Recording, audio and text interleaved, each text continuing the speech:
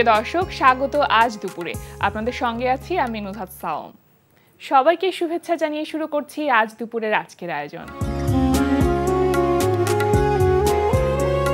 আজ থাকছে সংস্কৃতি, এনটিভি অনুষ্ঠান সূচি ও দুপুরের অতিথি।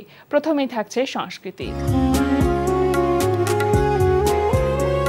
ধানমন্ডি আলিয়াস প্রসেসের লা গ্যালারিতে অনুষ্ঠিত হচ্ছে চিত্রশিল্পী সুরঞ্জনা ভট্টাচার্যের একক চিত্রকলা প্রদর্শনী স্টিচ কোলাজ। প্রদর্শনী চলবে 27 এপ্রিল পর্যন্ত। এবার এনটিভি অনুষ্ঠান সূচি। এবার জানিয়ে দিচ্ছি এনটিভির আজ রাতের বিশেষ বিশেষ অনুষ্ঠানগুলির সময়সূচি। সন্ধ্যা 6:45 থাকছে গৌতম মণ্ডলের প্রযোজনায় অনুষ্ঠান অন্যরকম গল্প।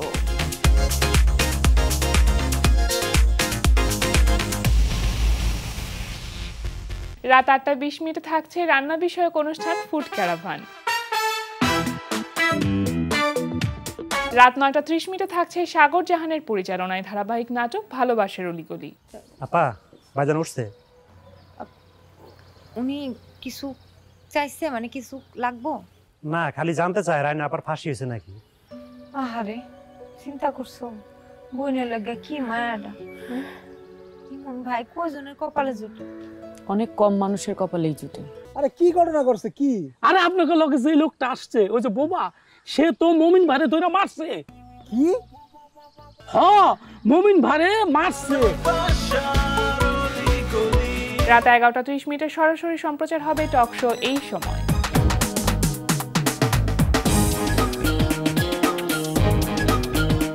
এই ছিল এনটিভির আজ রাতের বিশেষ বিশেষ অনুষ্ঠানগুলির সময়সূচি। এবার দুপুরের অতিথি। প্রিয় দর্শক, আমাদের আজ দুপুরের অতিথি জনপ্রিয় অভিনেতা শাহেদ আলী। শুভ দুপুর ভাইয়া। শুভ দুপুর। কেমন আছেন? ভালো আছি, আপনি কেমন আছেন? খুব ভালো আছি, আপনাকে পেয়ে অনেক ভালো লাগছে। ঈদ গেল, বৈশাখ গেল, কাজের ব্যস্ততা নিশ্চয়ই অনেক বেশি ছিল। আপনার কাজ সম্পর্কে জানবো, কিন্তু তার আগে একটি বিষয় আমাদেরকে ভীষণ রকমভাবে নাড়া দিয়েছে। সেটা হচ্ছে আমাদের নন্দিত একজন অভিনেতা, আমাদের সকলের পছন্দের অলিউল হক রুমি ভাই মারা গিয়েছে গত সম্প্রতি, এবং সেটা নিয়ে নিঃসন্দেহে আমাদের মিডিয়া অঙ্গনে একটা শোকের ছায়া নেমে এসেছে।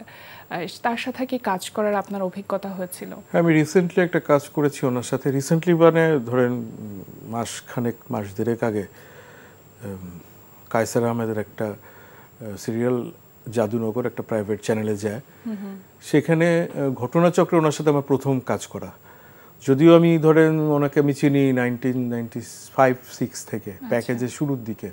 আমি যে জীবনে প্রথম দিকে যে দু একটা নাটকের শুটিং দেখেছি, তার মধ্যে তখনই একটা সেটে ওনার সাথে আমার পরিচয়।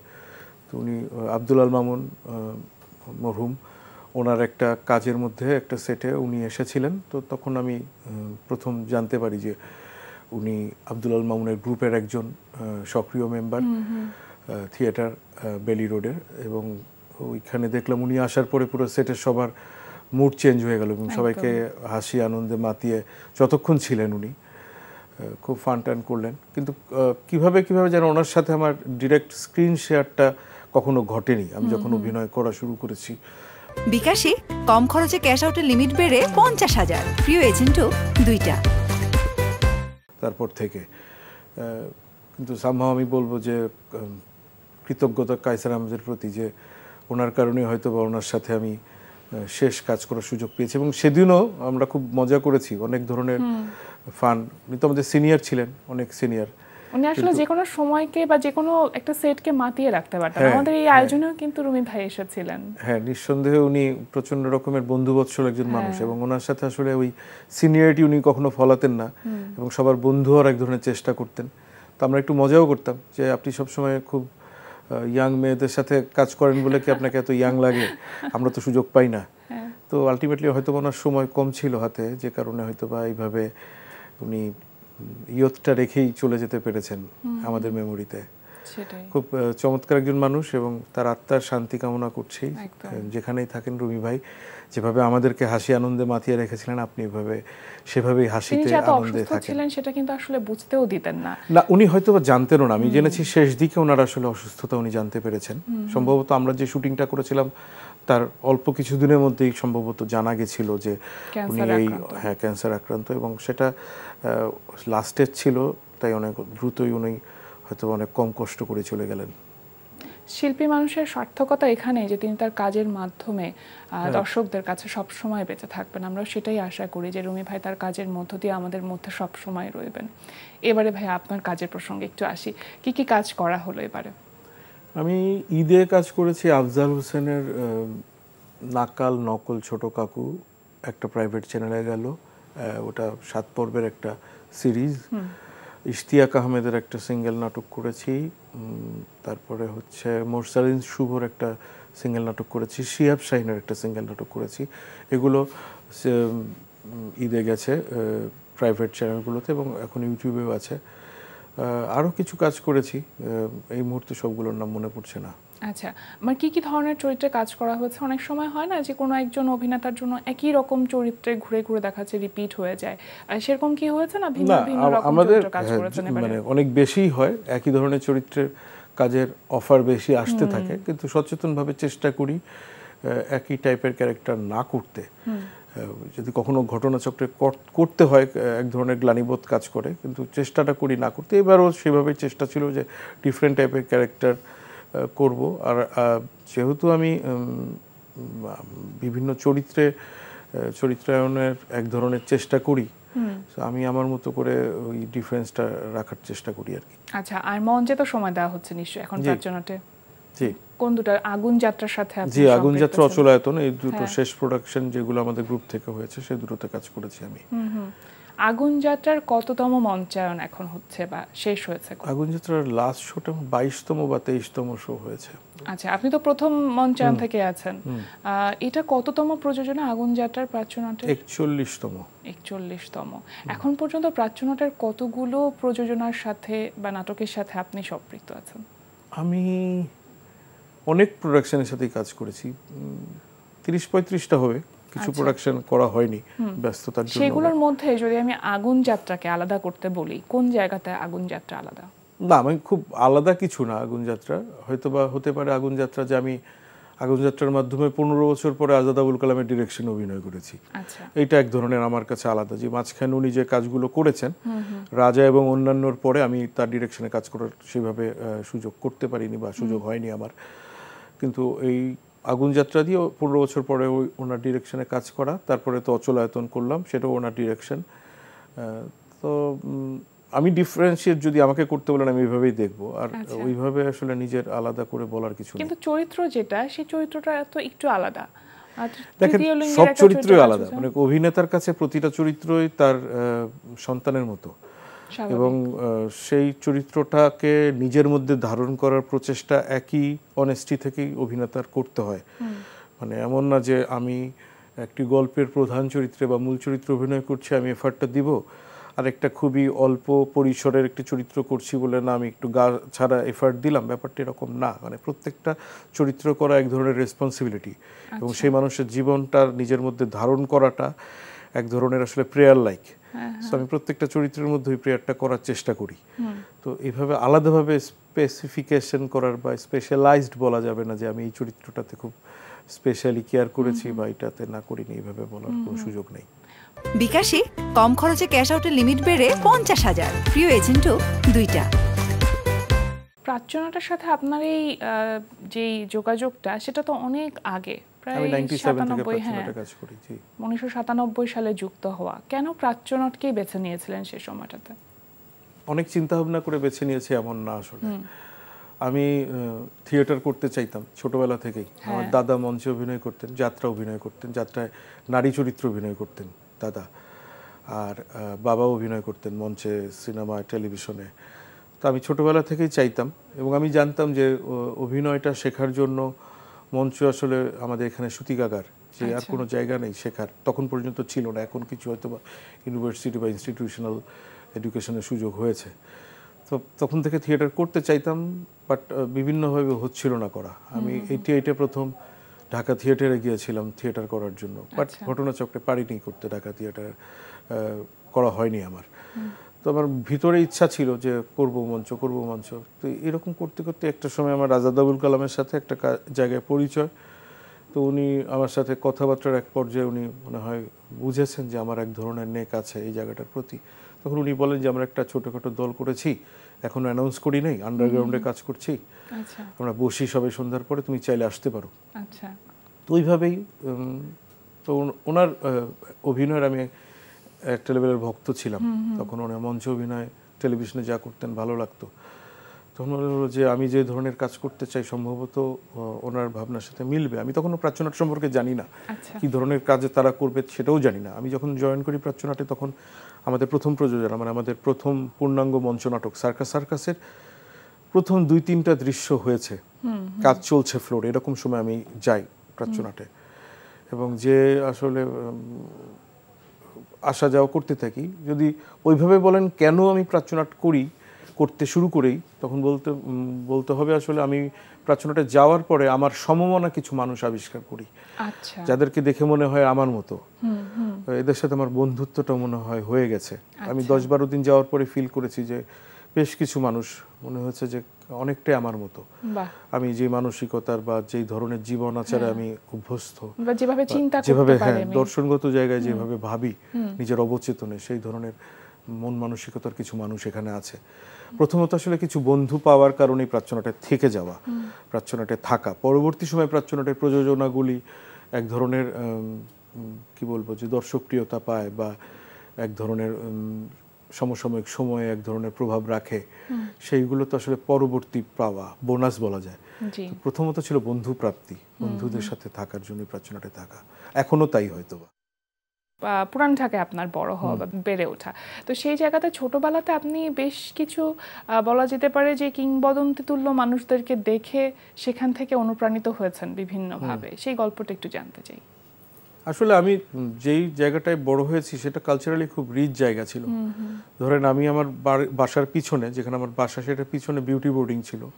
তো আমি বিভিন্ন সময় ধরেন আসা যাওয়ার পথে বিউটি বোর্ডিংয়ের লনটার মধ্যে, মানে যে উঠানটা ছিল সেই উঠানে যাদেরকে দেখেছি সারাদিন আড্ডা মারছেন, তাদেরকে মনে হতো খুবই কাজহীন একটা মানুষ, মানে কোনো কাজকর্ম নাই, সারাদিন বসে বসে আড্ডা মারছে। সকালে যাচ্ছি দেখছি তারা রয়েছে, দুপুরে ফিরছি তারা রয়েছে, বিকালে আসছি তারা রয়েছে, সন্ধ্যার সময় উঁকু দিয়েও দেখি তারা রয়েছে। তো সেই মানুষগুলোই ধরেন পরবর্তী সময়ে আমার আবিষ্কার, শামসুর রহমান, সৈয়দ শামসুল হক, আখতারুজ্জামান ইলিয়াস, শহীদ কাদরি, আসাদ চৌধুরী, এই ধরনের মানুষগুলা, গাফফার চৌধুরী। তো ওনারা যে এরকম লিজেন্ডারি মানুষ, তো আমি ছোটবেলায় তাদেরকে লিজেন্ড না জেনে দেখেছি। যেমন আমার বাড়ির পাশেই থাকতেন বুলবুল চৌধুরী, মানে অবিসংবাদিত ছোট গল্পকার, তাকে আমি একদম বাড়ির পাশের এক ধরনের বোহেমিয়ান টাইপের লোক জেনে বড় হয়েছি। ইমদাদুল হক মিলনকে দেখতাম আমার বাড়ির পিছনে, তার প্রেস আছে, উনি ওই প্রেসের মধ্যে আসেন, অনেক পরে তাদের লেখা আবিষ্কার করা। আখতারুজ্জামান ইলিয়াসকে আমার বন্ধুর পিতা, ওনাকেও অনেক ছোটবেলা থেকে আমি দেখেছি, অনেক পরে আবিষ্কার করা। তো ওই জায়গাটাতে যেখানে আমি বড় হয়েছি কালচারালি অনেক রিচ জায়গা ছিল। তো অনেক মানুষজনকে আমি ছোটবেলা থেকে খুবই সাধারণ মানুষ হিসেবে দেখেছি, যাদের অসাধারণত্ব অনেক পরে আবিষ্কার করা। তো এইভাবেই আসলে ওনাদেরকে দেখে বড় হওয়া। আচ্ছা, ছোটবেলাটা আসলে এই ধরনের মানুষদের দেখে বড় হওয়া, তার বড় হওয়াটা একরকম ভাবে অবধারিত ছিল, কিন্তু তারপর একটা সংগ্রাম ছিল আপনার জীবনে একজন অভিনেতা হিসেবে বেড়ে ওঠার পেছনে। এমন না যে ধরেন আমি খুব সহজেই জিনিসগুলো ঘটেছে, চাইলাম আর পেয়ে গেলাম, বিষয়টা এমন ছিল। যেমন আমি হ্যাপি আখন্দকে দেখেছি, লাকি আখন্দকে দেখেছি, আমাদের এলাকায় রথীন্দ্রনাথ চৌধুরীকে দেখেছি। তো ওনারা তো তখন বিশাল খ্যাতিমান মানুষ। তো আমার ঠিক খ্যাতিমান হবার খুব আকাঙ্ক্ষা হয়নি, বাট মনে হচ্ছে যে তাদেরকে ডিফারেন্ট মানুষ হিসাবে আমি যে দেখতে পাই, তাদের ওই ডিফারেন্সটুকু নেওয়ার চেষ্টা করেছি বা ভেবেছি যে যদি ওই রকমভাবে নিজেকে গঠন করতে পারি, নিজেকে ওই জায়গায় নিতে পারি মানুষ হিসাবে। পরবর্তী সময় সেই প্রচেষ্টাটা নিতে যেয়ে দেখেছি কত টাফ ছিল। ধরেন সেই সময় আমার শেখ ইশতিয়াক ভাই, ওনার সাথে যোগাযোগ ছিল, যে পরবর্তী সময়ে তারা যখন অনেক বড় এবং আমি যখন প্রচেষ্টা করছি এই জায়গায় কাজ করার, তারা বিভিন্নভাবে আমাকে অনুপ্রাণিত করেছেন। বাট ওই যে নিজের স্ট্রাগলটা নিজের মতোই তো, সেটা করতেই হয়। প্রত্যেকের যাত্রাটা ভিন্ন। দ্যাট ইজ, আমি যদি ভাবে বলেন যে স্টিল স্ট্রাগলিং আই এম, ওই স্ট্রাগলটা এখনো চলছে আচ্ছা অ্যাজ অ্যান আর্টিস্ট। কিন্তু তারপরে অর্জন আছে, মানে প্রতিটা দিন কিছু না কিছু তো অর্জন করছেন। এই যে একজন অভিনেতা হিসেবে নিজেকে প্রতিষ্ঠিত করতে চাওয়ার যে ইচ্ছা, বা রক্তে আপনার অভিনয়টা ছিল বাবা বা দাদাকে দেখে, বাবা দাদার অভিনয় থেকে হয়তো রক্তে আপনার অভিনয়টা এসেছে, সেক্ষেত্রে প্রাচ্যনাট আরও অনেক বেশি আপনাকে একজন অভিনেতা হিসেবে বা একজন শিল্পী হিসেবে বেড়ে ওঠার ক্ষেত্রে অনেক রকমভাবে সাহায্য করেছে। কিন্তু অভিনেতা হওয়ার যে স্ট্রাগলের রাস্তাটা, সেখানে সহকারী পরিচালক হিসেবে আপনাকে কাজ করতে হচ্ছে, সেটা কি অভিনেতা হিসেবে নিজেকে প্রতিষ্ঠিত করতে চাওয়ার পথের কোনো একটি সিঁড়ি হিসেবে ব্যবহার করতে হয়েছে, এরকম কি কিছু হয়েছে? সিঁড়ি শব্দটা ঠিক মানে আমার জন্য ঠিক শব্দ না, বাট মাধ্যম যদি বলেন, হ্যাঁ আমি যখন মঞ্চ অভিনয় করতাম বিভিন্ন রকমের চরিত্র অভিনয় করতাম এবং চরিত্রগুলো করার পরে ভাবতাম এই বুঝি আমাকে শেষ করার পরে বুঝি পরিচালকরা ডাকবে অভিনয়ের জন্য, বিভিন্ন জায়গায় নিয়ে যাবেন কাজ করতে, সেরকম ঘটেনি। আচ্ছা, তখন দেখতাম যে দিনের পর দিন শো করছি, নামছি এবং ওকে ঠিক আছে চলছে। তো মনে হলো যে কিছু কিছু লোককে কি বলবো তাহলে যে আমি অভিনয় করতে চাই, কেমন লাগে, আমি তো অভিনয় করতে চাই, এটা তো আমি অভিনয় বুঝাচ্ছি, আমার মঞ্চে দিয়েই তো আমি বোঝানোর চেষ্টা করছি যে আমি অভিনেতা হতে চাচ্ছি। কিন্তু কেন জানি পরিচালক শ্রেণী যারা তখন ছিলেন, বা এখনো আমার মনে হয় না যে খুব আমাদের পরিচালকদের অনেকে যে খুব মঞ্চ নাটক দেখে অভিনেতাদের নেন, এমন না, তো তারা কেউই ডাকছেন না। তখন ভাবলাম যে বলবো কি, তো দু একজনকে বলার চেষ্টা করলাম, দেখলাম না তারা খুব একটা পাত্তা দিচ্ছে না, তুমি কি গো এরকম ব্যাপারটা। পরে ভাবলাম যে কি করলে যে ওনাদের কাছে একটু গ্রাহ্যতা পাওয়া যায়।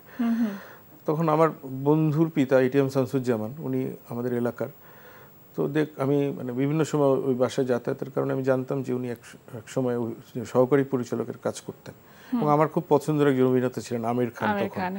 তো আমি স্টাডি করে দেখলাম যে সেও তার শুরুটা করেছিল অ্যাজ অ্যান অ্যাসিস্ট্যান্ট ডিরেক্টর।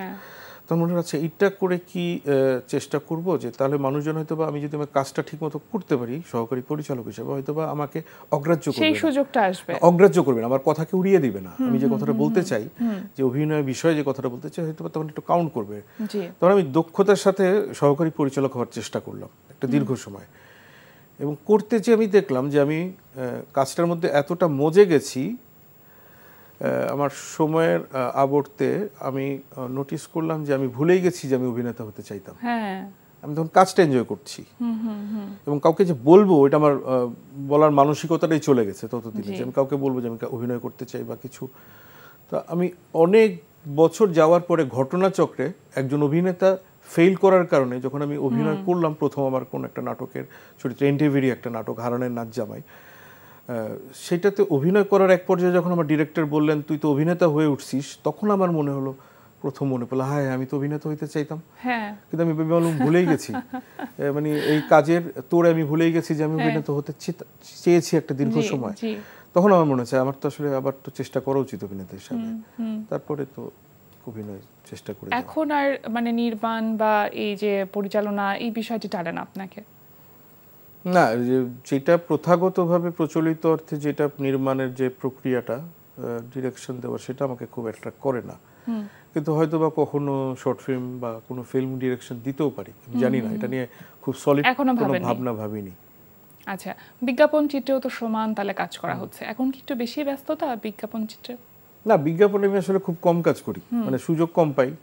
এই অর্থে প্রথমত ধরেন ওইভাবে স্ক্রিপ্ট ক্যারেক্টার ওয়াইজ আমার কাছে আসে কম, এবং আসলেও যেগুলো আসে তার বেশিরভাগই করতে ইচ্ছা করে না। আচ্ছা, যেগুলি করতে ইচ্ছা করে সেগুলোর মধ্যেও অনেকগুলি ব্যাটে বলে মিলে না, তো অনেক কমই করার সুযোগ হয়েছে। আমার কাছে মনে হয়েছে যে অনেক বেশি, যদি সংখ্যাগত জায়গা বলেন, আমি অনেক বেশি বিজ্ঞাপন করিনি। আর চলচ্চিত্রের কি অবস্থা? চলচ্চিত্র দুটো সিনেমা, ইনফ্যাক্ট 3টা সিনেমা। একটা সিনেমা অরুণ চৌধুরীর জলে জলে তারা, ওটা মুক্তি প্রতীক্ষিত। একটা সিনেমা রায়হান খানের পায়েল, আর হচ্ছে মিঠু খানের নীলচক্র, এগুলো শেষ করেছি। নীলচক্রের ডাবিং এখনো বাকি, পায়েলের ডাবিং এখনো বাকি, ডাবিং করা হয়নি, মানে করতে পারিনি এখনো। জলে জলে তারাটাই মুক্তি প্রতীক্ষিত, এখন সামনে রিলিজ হবে। আর কিছু কথাবার্তা চলছে, সিনেমা ওয়েব কাজ হবার কথা সামনে আছে। ওয়েব সিরিজে তো অনেকগুলো কাজ করা হয়েছে আপনার, যেগুলো আসলে দর্শক নন্দিত হয়েছে অনেক। এখানে অনেক কিছুর উপর ডিপেন্ড করে তো কাজ করাটা। ওই যে ওইরকমই যতগুলো হয়তো বা সুযোগ পেয়েছি কাজ করা হয়েছে বেশ কম। তাই হলো 30টা কাজের অফার হয়তো পেয়েছি, করেছি হয়তো বা 6টা 7টা 8টা করার শেষমেশ সম্ভব হয়েছে করা। আচ্ছা, পরিকল্পনা আছে কি কোনো, বা চিন্তা ভাবনা আছে কিভাবে কাজ করতে চান বা কোন দিকে বেশি মনোযোগটা দিতে চান, এরকম কোনো পরিকল্পনা আছে? না, কাজ নিয়ে আসলে আমি কোনো পরিকল্পনা করে কখনো কাজ করি না। কাজটা পাওয়ার পর হয়তো এক ধরনের পরিকল্পনা হয়, কিন্তু পরিকল্পনা করে কোনো কাজ করাটা এখন পর্যন্ত হয়নি আমার। আচ্ছা, এক ক্যারেক্টার পাওয়ার পরে হয়তো সেটা নিয়ে প্ল্যানিং বা ভাবনা যে এটাকে এভাবে করব, এইভাবে চিন্তা করব, এই জায়গা থেকে দেখব, এইভাবে কথা বলবো, এইভাবে হাঁটবো, চলবো। কিন্তু যে ধরনের গল্পে বা চরিত্রে কাজ করতে চান তার কতটুকু আসলে পূরণ হচ্ছে? এখনো পর্যন্ত আসলে গল্পের ডিমান্ড মেনেই কাজ করতে হচ্ছে। যে গল্পে যে ধরনের চরিত্রের প্রয়োজন হয় আমাকে, সেই চরিত্রটাতে যদি আমাকে প্রয়োজন হয়, সেই চরিত্রটার যদি আমাকে প্রয়োজন হয়, সেই ক্ষেত্রেই করা হচ্ছে। আচ্ছা, আমি বলবো না খুব যে ধরেন খুব মনোপুত হয়ে কাজ করছি, যে এই চরিত্রটা করে খুব ভালো লাগছে বা ভালো লাগার একটা চরিত্র অভিনয় করছি, এরকম বলার মতো জায়গা হয়নি। অবশ্যই সেরকম প্রত্যাশার জায়গাটা যেন পূরণ হয় আপনার, আমাদের পক্ষ থেকে সেই শুভকামনায় থাকবে। ভাইয়া, একদম শেষ পর্যায়ে চলে এসেছি। আজকে আমাদের আয়োজনে আসবার জন্য, সময় দেওয়ার জন্য অনেক অনেক ধন্যবাদ আপনাকে। আপনাকেও ধন্যবাদ, এনটিভিকেও ধন্যবাদ আমাকে এই অনুষ্ঠানে আসার সুযোগ করে দেওয়ার জন্য। প্রিয় দর্শক, আমরা চলে এসেছি অনুষ্ঠানের শেষ প্রান্তে। অনুষ্ঠান সম্পর্কে আপনার মতামত জানাতে মেইল করুন আজ দুপুরে @ntvbd.com এ। বিশ্বের যে কোনো প্রান্ত থেকে যে কোনো সময় আজ দুপুরে দেখতে ভিজিট করুন আমাদের পূর্ণাঙ্গ ওয়েব পোর্টাল www.ntvbd.com। এছাড়া এনটিভি সব জনপ্রিয় অনুষ্ঠান ও খবরের আপডেট পেতে ভিজিট করুন আমাদের ইউটিউব চ্যানেল ও ভেরিফাইড ফেসবুক পেজে। সবার মঙ্গল কামনায় আজকের মতো এখানে শেষ করছি। শুভ দুপুর।